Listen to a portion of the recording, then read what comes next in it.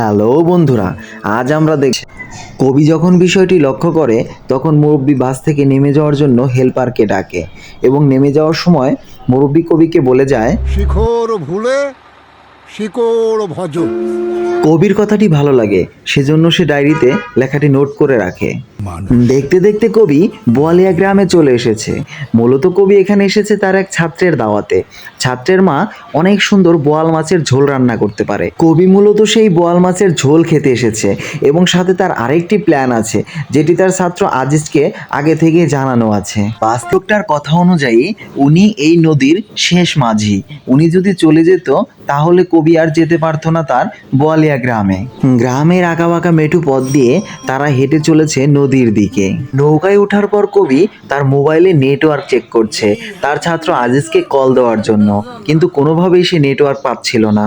তখন মাঝি বলে, আর একটু সামনে লন, আর একটু সামনে গেলে নেটওয়ার্ক পাইতে পারেন, এইখানে নেটওয়ার্ক নাই।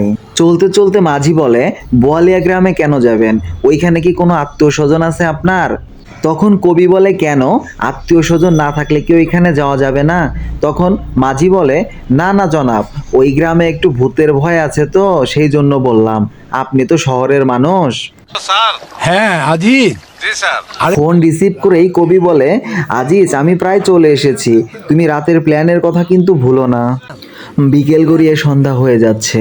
একসময় মাঝি কবিকে বলে, বোয়ালিয়া গ্রামে যাচ্ছেন, একটু সাবধানে থাকবেন, ওই গ্রামে ভূতের আশ্রর আছে। তখন কবি মাঝিকে বলে, তুমিও মিয়া ভয় পাও ভূতে? তখন মাঝি বলে, রওনা হয়। রাতের বেলা আজিজ কবিকে নিয়ে আসে গ্রামের বড় পুকুরের মাঝে। তাদের যে প্ল্যান ছিল সেটি ছিল মূলত মাছ ধরার প্ল্যান, মতে চায়। আজিজ বলে, স্যার আমগো গ্রামের একটা গল্প কই। কবি বলে, শোনাও।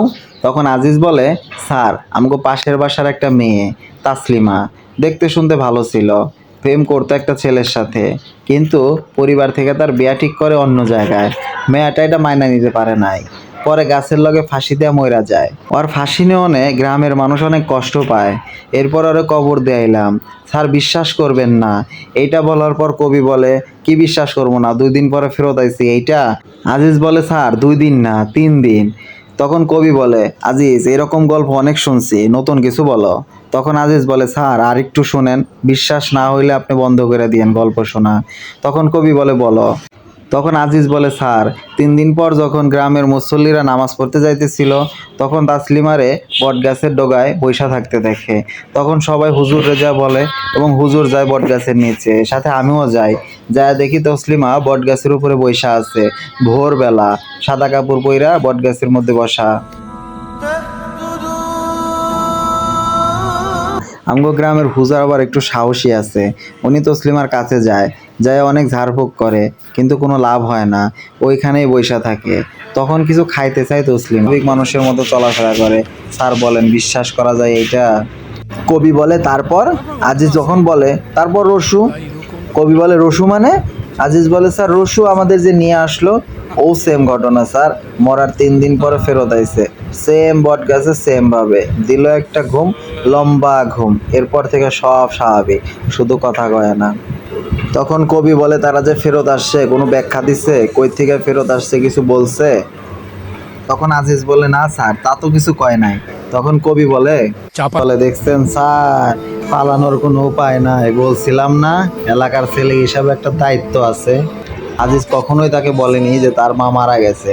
তখন কবি তাকে জিজ্ঞাসা করলে আজিজ বলে, স্যার আমি তো আপনাকে বলেছিলাম আমার মা হার্ট স্ট্রোক করেছিল, কিন্তু বাইচা ফিরছে সেটা তো বলি নাই। এই লাশদের একটা বিশেষ রাতে একটা বিশেষ খাবারের দরকার হয় স্যার, আর আজকের খাবার হলেন আপনি। আজিজ এই কথা বলে হাসতে থাকে এবং বলে, স্যার বলেছিলাম না এই পুকুরে মানুষের সমান মাছ পাওয়া যায়, আর সেই মাছ হলেন আপনি। আজিজ তখন আরও বলে, স্যার আপনারে অনেক ধন্যবাদ, আপনি আমার দাওয়াতটা কবুল করছিলেন। আপনি যদি না আসতেন স্যার তাহলে আজকে খাবারের ব্যবস্থা হইতো না। গ্রামের সাওয়াল হিসাবে একটা দায়িত্ব ছিল না আমার। ধন্যবাদ স্যার।